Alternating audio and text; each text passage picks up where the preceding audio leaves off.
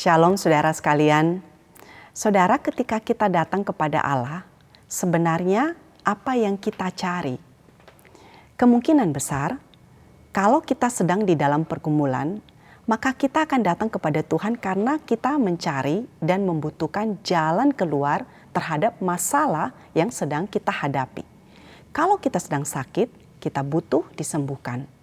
Kalau pikiran sedang kacau, kita butuh kedamaian atau ketenangan dan seterusnya, saudara.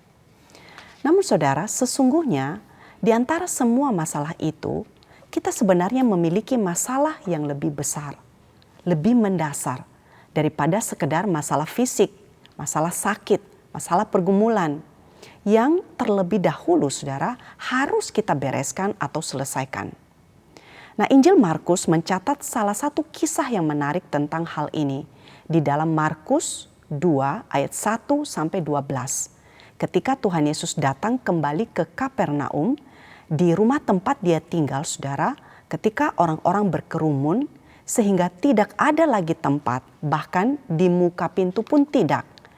Nah, di dalam renungan minggu lalu kita mengetahui bahwa beberapa hari sebelumnya ketika Tuhan Yesus datang ke Kapernaum, berita tentang dia menyembuhkan orang sakit dan mengusir setan, saudara, itu menyebar dengan begitu cepat. Sehingga banyak sekali orang datang mencari dia. Nah, ketika Tuhan Yesus sedang memberitakan firman, ada orang datang membawa seorang lumpuh. Namun, ia digotong oleh 4 orang dengan menurunkan tilam dari atap tepat di hadapan Tuhan Yesus, saudara. Nah, bagaimana Tuhan Yesus meresponi akan hal ini? Markus 2 ayat yang kelima. Ketika Yesus melihat iman mereka, berkatalah ia kepada orang lumpuh itu, "Hai anakku, dosamu sudah diampuni." Nah, saudara, perkataan ini menggemparkan orang-orang yang hadir di situ, khususnya ahli-ahli Taurat, dan tentu saja mengagetkan orang yang lumpuh tersebut. Mengapa, saudara? Karena orang yang lumpuh itu butuh disembuhkan. Dan dia datang dengan digotong oleh 4 orang temannya, berharap bahwa Tuhan Yesus itu akan menyembuhkan dia. Dia menyandarkan semua pengharapannya kepada Tuhan Yesus untuk bisa berjalan kembali.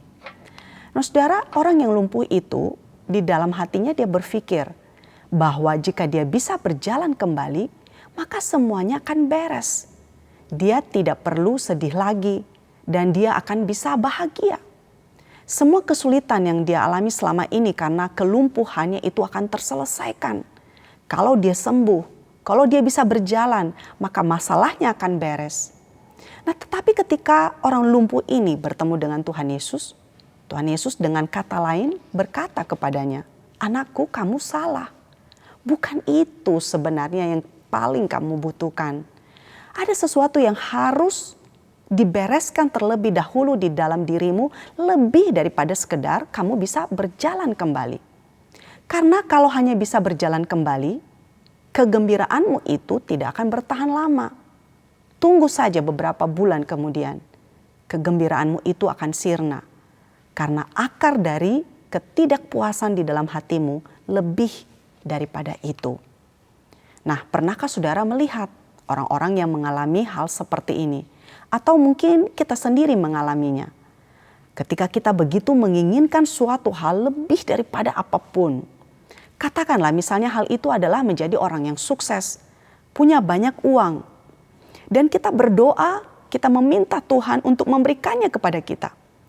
Kita berpikir bahwa kalau apa yang kita inginkan itu tercapai, maka kita akan bahagia dan hidup kita akan tenang. Namun ketika mendapatkan apa yang diinginkan itu, saudara, apa yang terjadi? Kita mungkin saja bahagia, namun itu bertahan hanya sementara. Mengapa? Karena di balik keinginan itu ada sesuatu yang lebih dalam yang harus dipenuhi dan diselesaikan. Selama ini, saudara, kita mencari semuanya itu karena berpikir itulah jalan keluar terhadap semua masalah yang kita hadapi. Jika kita tidak mendapatkannya, kita akan marah. Mungkin kita akan kecewa, merasa hidup kosong dan tidak bahagia.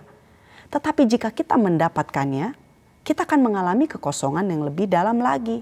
Lebih tidak bahagia, menginginkan lebih, lebih dan lebih lagi. Nah, mengapa hal ini kita alami, saudara? Nah, Alkitab mengatakan kepada kita bahwa masalah kita yang sebenarnya adalah kita semua membangun identitas kita di luar Yesus. Apakah itu melalui kesuksesan, ketenaran, relasi tertentu. Di dalam konteks ini adalah orang lumpuh yang begitu menginginkan kemampuan untuk bisa berjalan kembali. Kita berpikir bahwa jika mendapatkan apa yang kita inginkan, maka segala sesuatu akan baik-baik saja. Lalu apa masalahnya, saudara?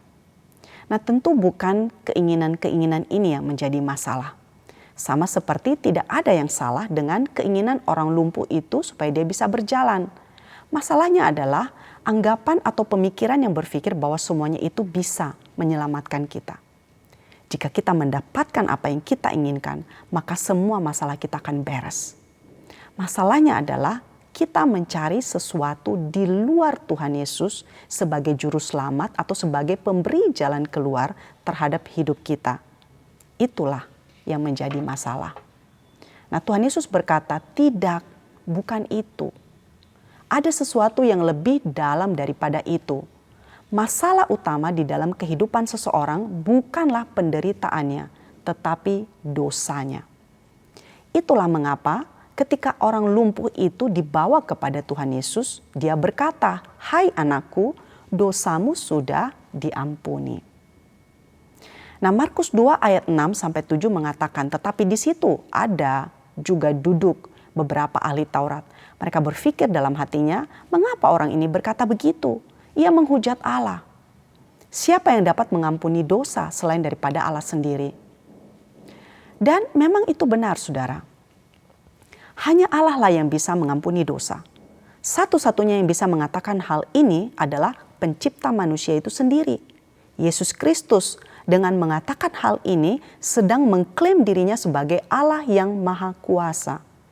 Tuhan Yesus bukan hanya mengklaim bisa melakukan mukjizat, dia juga mengklaim diri sebagai Tuhan atas segala sesuatu termasuk atas kehidupan manusia. Nah, mengapa Tuhan Yesus kemudian berkata kepada ahli Taurat, manakah yang lebih mudah? Mengatakan kepada orang lumpuh ini, dosamu sudah diampuni, atau mengatakan bangunlah, angkatlah tilammu dan berjalan. Karena saudara, setiap orang yang melakukan mukjizat, di mana kita melihat ya bahwa di dalam dunia ini banyak orang bisa melakukan mukjizat. Nah, setiap orang yang melakukan mukjizat, saudara, bisa berkata, bangunlah, angkatlah tilammu dan berjalanlah. Tetapi saudara, hanya juru selamat dunia yang bisa berkata, dosamu sudah diampuni.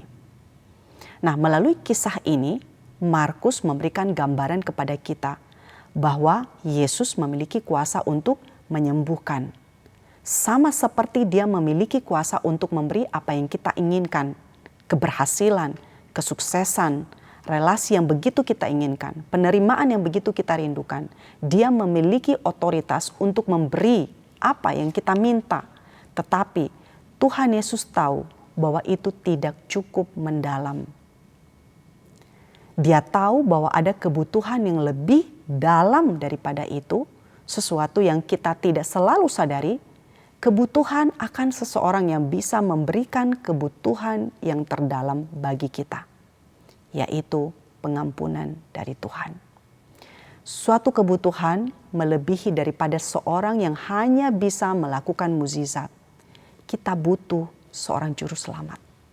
Dan untuk menjadi juru selamat kita, Tuhan Yesus harus mati bagi kita.